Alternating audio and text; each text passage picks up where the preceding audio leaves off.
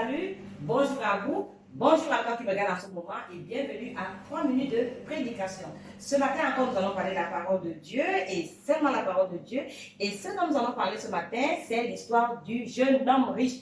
L'histoire du jeune homme riche qui se trouve dans le livre de Matthieu chapitre 19 à partir du verset 16 au verset 27.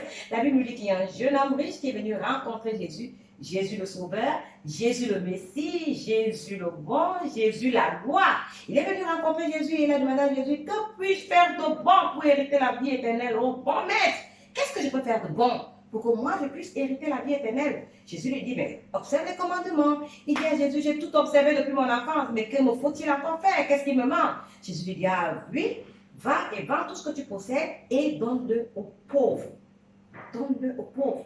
Mais lorsqu'il a écouté cela, la Bible dit qu'il s'est mis en colère, il est devenu triste, et c'est comme ça qu'il a quitté Jésus. Ça veut dire qu'il a quitté Jésus qui est la vie. Il a quitté Jésus qui est le sauveur pour aller où, je ne sais pas. Bref, à cause de la colère, il est parti. Pourquoi est-ce qu'il ne voulait pas vendre ses biens? Pourquoi il ne voulait pas donner des biens aux pauvres? Et pourtant, il dit qu'il a déjà observé toute la loi, parmi lesquelles aime ton prochain comme toi-même.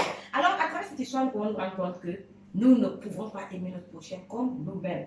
Ah oui, puisque nous ne pouvons pas d'abord nous-mêmes nous aimer. Pourquoi? Parce que si véritablement cet homme aimait lui-même, il devait penser véritablement par rapport à cette vie éternelle. C'est important pour vous, c'est important pour moi d'avoir la vie éternelle. Alors, puisque la vie éternelle est capitale, qu'est-ce que je perds? De vendre tout ce que je possède, donner aux pauvres et avoir la vie éternelle. Il a valorisé ce qu'il possédait par rapport à la vie éternelle. Alors, de telles personnes ne peuvent pas aimer leur prochain comme soi-même. Nous tous ne pouvons pas aimer nos prochains comme nous-mêmes. Pourquoi? La preuve, lorsque nous voulons faire le bien, imaginez-vous ce que nous faisons généralement. Lorsque tu veux donner quelque chose à quelqu'un au nom du bien, c'est quelque chose qui ne t'intéresse plus, c'est quelque chose qui ne te suffit plus, c'est quelque chose qui ne t'est plus utile, c'est quelque chose qui a déjà mis beaucoup de temps dans ta garde-robe, ou alors je ne sais pas où, ou alors quelque chose qu'on t'a offert et tu n'as pas aimé, alors tu peux faire un don tout facilement. Parfois, lorsque nous partons rendre visite à des malades à l'hôpital, parfois lorsque nous partons dans des prisons, ou alors quand nous voulons faire des œuvres caritatives, c'est toujours, ah, si quelqu'un parmi vous a des habits qui ne portent plus, des habits de vos enfants qui ne vous suffisent plus, ou des choses comme ça, apportez-les, nous irons prendre visite dans les prisons, dans les hôpitaux, ainsi de suite. Nous irons voir les orphelins. Avec quoi? Avec des choses que nous ne portons plus. Et même parfois, lorsqu'on fait des quêtes, par exemple, des quêtes financières, pour dire qu'on veut aller rendre visite à des personnes démunies, qu'est-ce qui se passe?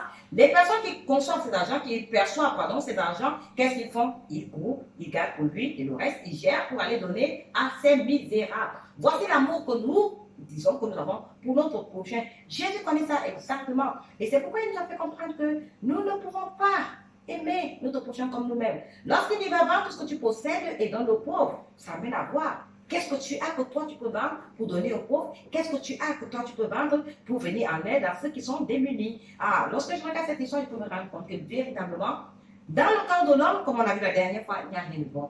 Le corps de l'homme n'est rempli que de méchanceté. Et quand l'homme veut faire le bien, il calcule. Si je fais comme ça, là, qu'est-ce que ça va me profiter? Si je fais comme ça, là, qu'est-ce que je vais gagner? Ah, si je fais sûrement, Dieu va m'accepter dans son royaume. Dieu ne nous accepte pas par rapport à ce que nous avons fait de bien ou de mal. Dieu nous accepte 100% du travail de Jésus-Christ.